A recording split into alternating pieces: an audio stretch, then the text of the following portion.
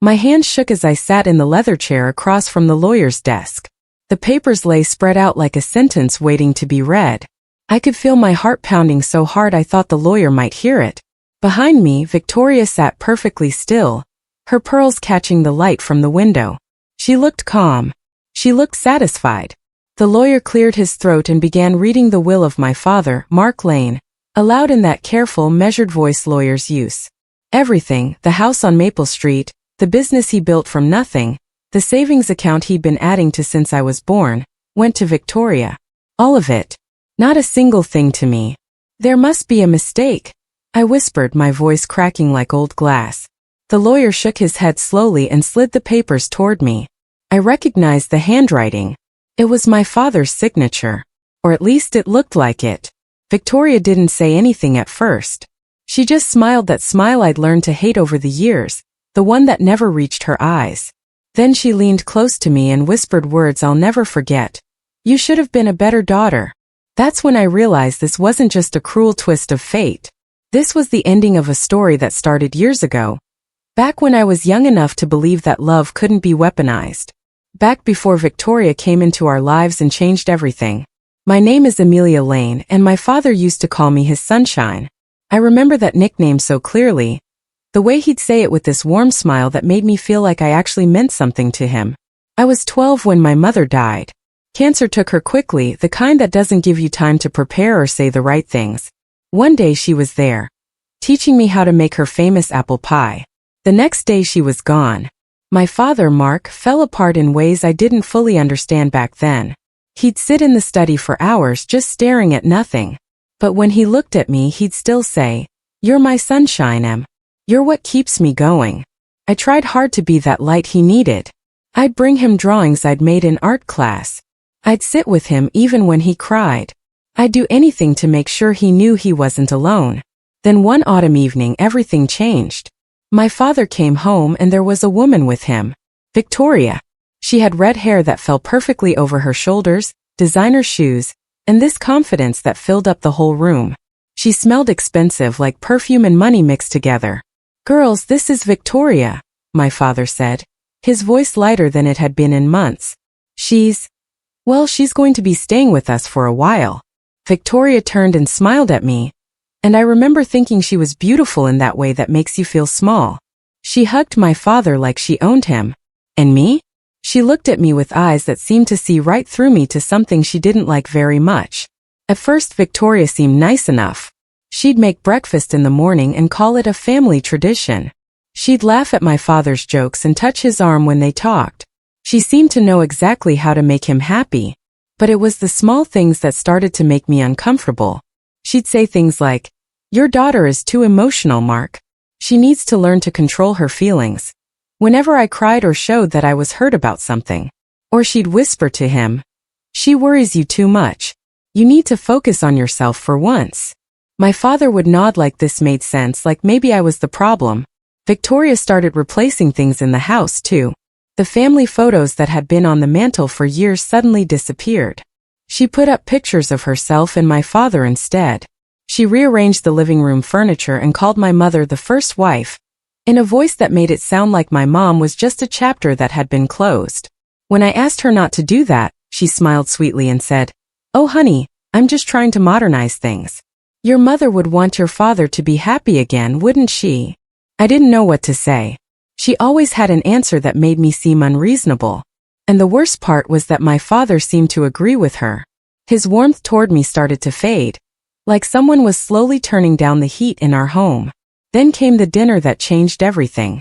Victoria had invited some family friends over, and we were all sitting around the table eating the meal she'd prepared. She had this way of controlling the conversation, steering it exactly where she wanted it to go. Halfway through the main course, she suddenly turned to my father and said, "You know, Mark, I was talking to Amelia the other day, and she said something that really bothered me." My stomach dropped. I knew immediately she was lying. "She told me she thinks you're a terrible husband. Can you imagine? After everything you've done for her." My father's eyes darkened like a storm rolling in. I could feel all the eyes at the table turning toward me. "That's not true," I said, my voice shaking. "Dad, I never said that. She's lying." Victoria's face crumpled like I just slapped her. She looked like she might cry. My father stood up from the table, and I thought for a second that he might actually defend me, that he might see through what Victoria was doing. But instead, he looked at her with such tenderness, such concern. "It's okay, Victoria," he said. Then he turned to me and his face was cold. "Enough," he shouted, his fist hitting the table so hard the glasses jumped. "Just go to your room." I felt tears burning my eyes as I stood up, but I wouldn't let them fall in front of everyone. After that dinner, things got worse. My father stopped greeting me in the morning. He wouldn't talk to me at dinner. He'd leave rooms when I entered them. It was like I'd become invisible in my own home. Victoria seemed to control everything now. She'd intercept my text messages from friends, claiming she was just organizing his phone. She'd forward me messages that I never actually sent, messages that made it seem like I didn't care about my father, like I was being cruel to him. I started receiving fewer texts from friends. People I'd known my whole life seemed to fade away. Victoria would smile and say she was just trying to help me focus on family. But what she was actually doing was isolating me. I began to question my own mind. Was I actually being selfish? Was I really as terrible as everyone seemed to think? I'd lie awake at night, replaying conversations, trying to figure out where everything had gone so wrong. The house felt smaller every day, like the walls were closing in on me. One afternoon, I decided I had to confront Victoria. I found her in the kitchen arranging flowers in a vase with these precise, careful movements. "Why are you doing this?" I asked her, my voice barely steady. "Doing what, honey?" she replied without even looking at me. "You're lying to my dad. You're turning him against me." "Why?" Victoria set down the flowers and turned to face me. She smiled that smile again, the one that didn't reach her eyes. "Oh, Amelia, your dad knows. You've hurt him enough." Her words hit me like a physical blow. "What?" "No, that's not." But then my father walked in, and he only saw me standing there, my face red with emotion, my voice loud and shaking. He didn't see what led to this moment. He only saw what Victoria wanted him to see. "Maybe it's best if you move out," he said coldly, and my world fell apart right there in the kitchen. I packed my things that night while Victoria stood in my doorway, sipping tea like she was watching a show on television. She looked completely unbothered. "He's mine now, darling," she whispered to me as I shoved my clothes into a suitcase with shaking hands. I didn't respond. I couldn't. If I opened my mouth, I thought I might scream. I moved into a tiny apartment across town, one that smelled like old cooking and sadness. I got 2 jobs to pay for it, one at a coffee shop in the mornings, another at a retail store in the afternoons. My life became about survival, about getting through each day without falling apart. But even though he'd pushed me away, I couldn't let go of my father. Every birthday I'd send him a card. Every Christmas, I'd buy him a gift and leave it at the front door. Every single card came back unopened. On my 25th birthday, I got a phone call instead of the silence I'd grown used to. It wasn't my father on the other end. It was the hospital. They told me my father had suffered a massive heart attack. They told me he'd passed away. The funeral was held on a cold gray morning. I wore a black dress that hung wrong on my thin frame because I'd lost so much weight over the past few years, so much of myself.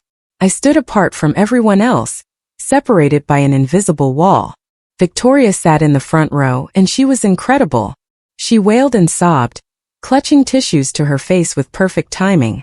She played the role of the grieving widow so well that people actually comforted her. They patted her shoulder and told her how strong she was, how brave.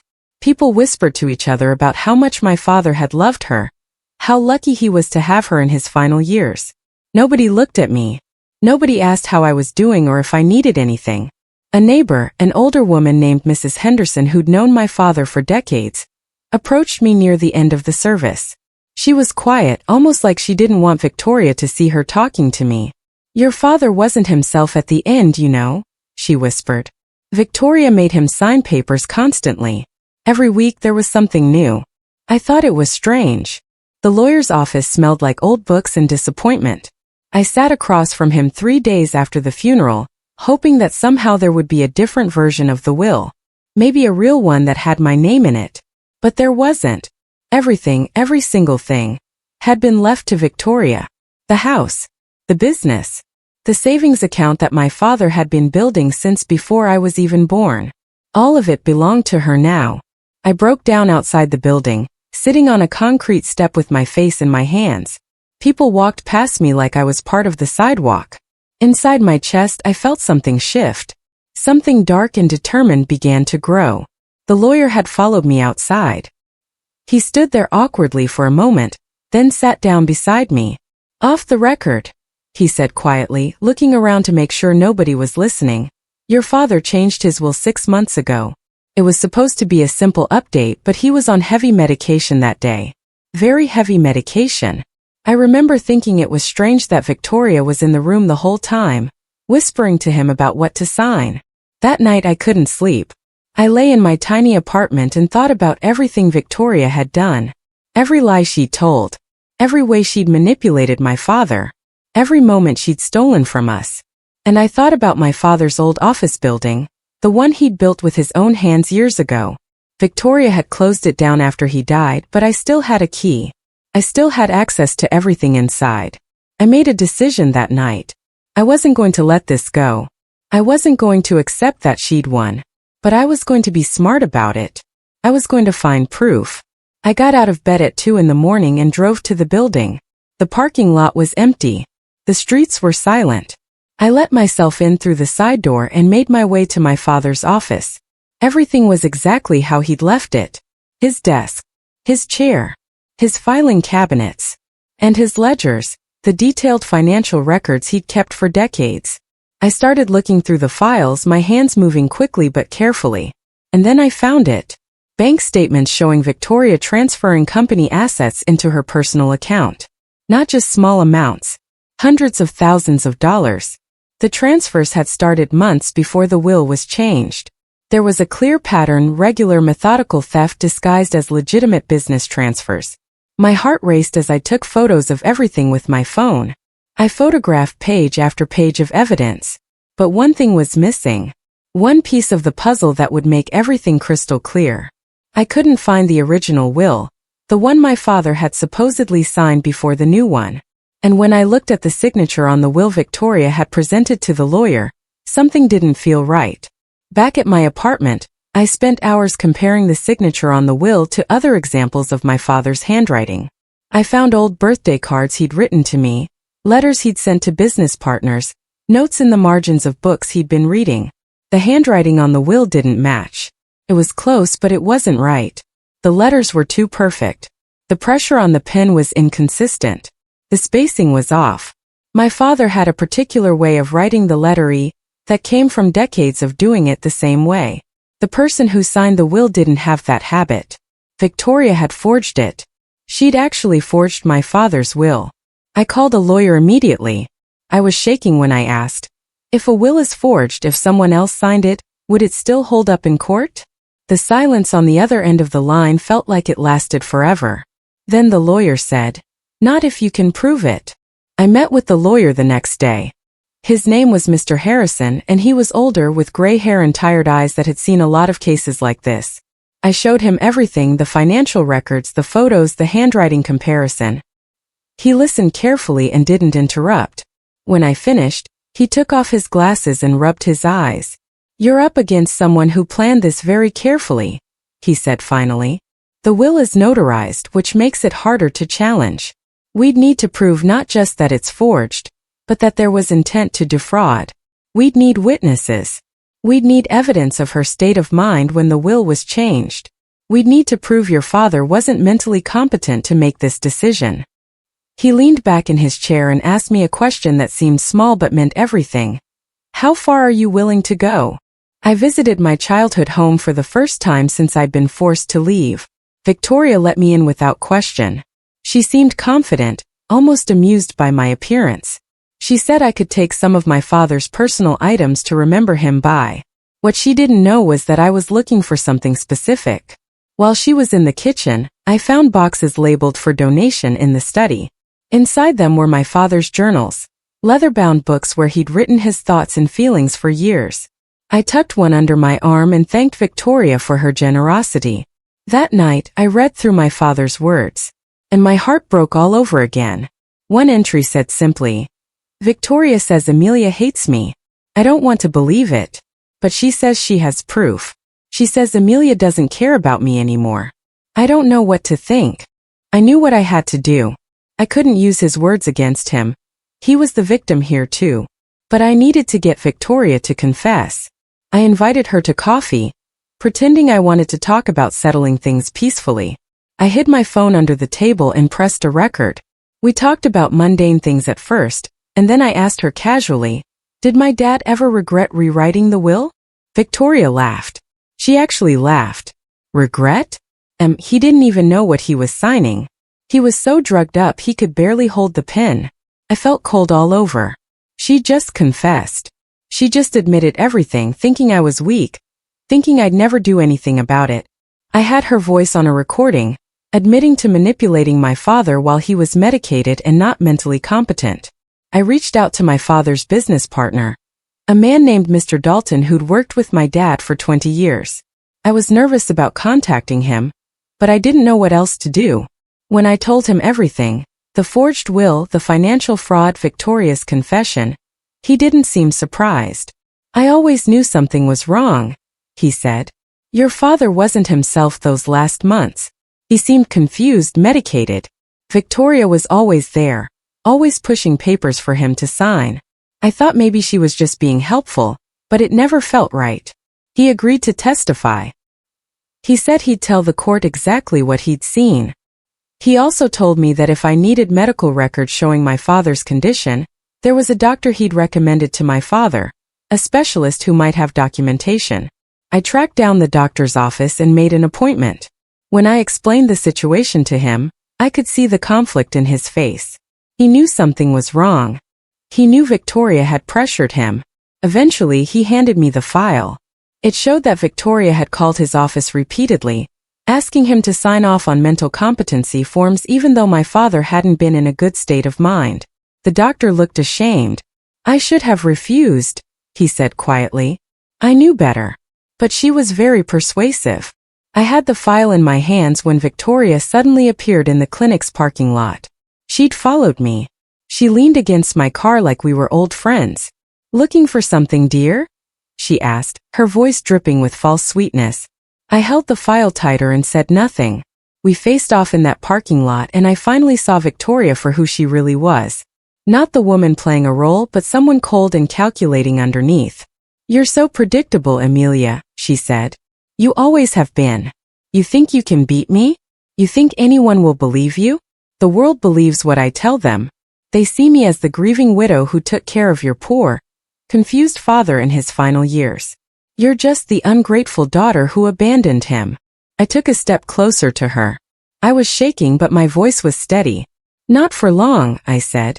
That same day, I mailed the recordings, the financial records, the medical documentation, and the handwriting analysis to my lawyer. Everything. Every piece of evidence I'd gathered. That's when things started to move. Word got out fast. Court papers were filed.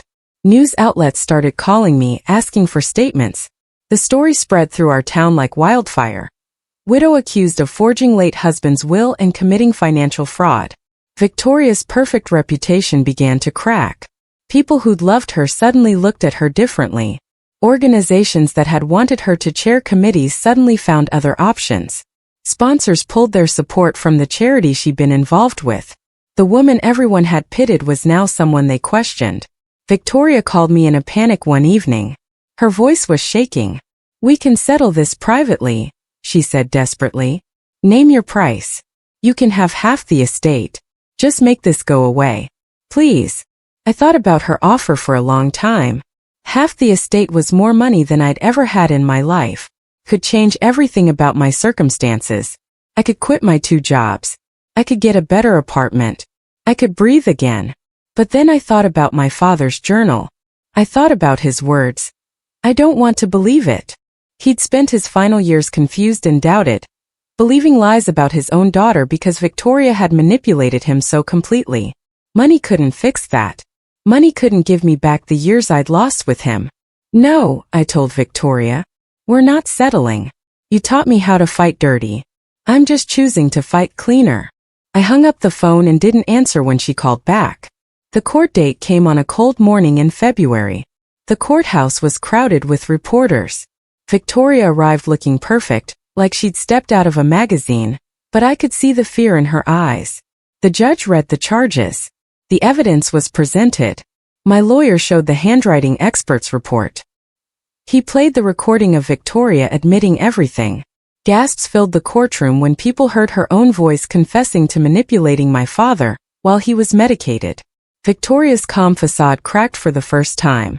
I watched it happen like watching ice melt. Her face went pale. Her hands started shaking. The judge suspended the execution of the will pending further investigation. It took 3 more months, but eventually the truth came out completely. The court ruled in my favor. The forged will was declared void. My father's original will, the one from before Victoria came into his life, was reinstated. Assets were frozen pending investigation, and I was named the executor of my father's true wishes. Victoria faced charges of fraud, forgery, and elder abuse.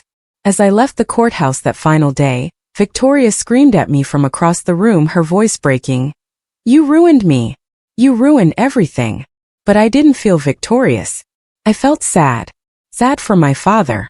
Sad for all the years we'd lost. Months passed. Victoria's house was put up for sale. Her name became associated with a scandal in our town. She eventually moved away, disappearing from the community like a ghost that had finally been exposed to light. I inherited my father's house, his business, and his savings. But more importantly, I inherited his legacy. The real one built on honesty and hard work. I donated a significant portion of the inheritance to a charity that helps families navigate elder abuse and manipulation. I did it quietly, anonymously, because this wasn't about me anymore. On a warm spring afternoon, I visited my father's grave for the first time since the funeral. I brought flowers, his favorite kind, the ones my mother used to grow. I sat there for a long time without saying anything. Eventually, I whispered to him, "I got the truth back, Dad. I got your truth back. And I finally got myself back too." The grass was soft beneath me, and the sun was warm on my face. For the first time in years, I felt like I could actually breathe. Victoria took my inheritance, my family, and my father's love while he was alive. But in the end, I took back something much more valuable than any of those things. I took back myself. I took back my story. I took back the truth. And that was everything. I rebuilt my life with grace and intention. I started painting again, something I'd abandoned years ago. I established a foundation in my mother's name, dedicated to helping people recognize manipulation and emotional abuse. I smiled genuinely for the first time in years, and it felt like coming home to myself. The girl my father used to call his sunshine didn't disappear. She was just sleeping. And now finally she was awake.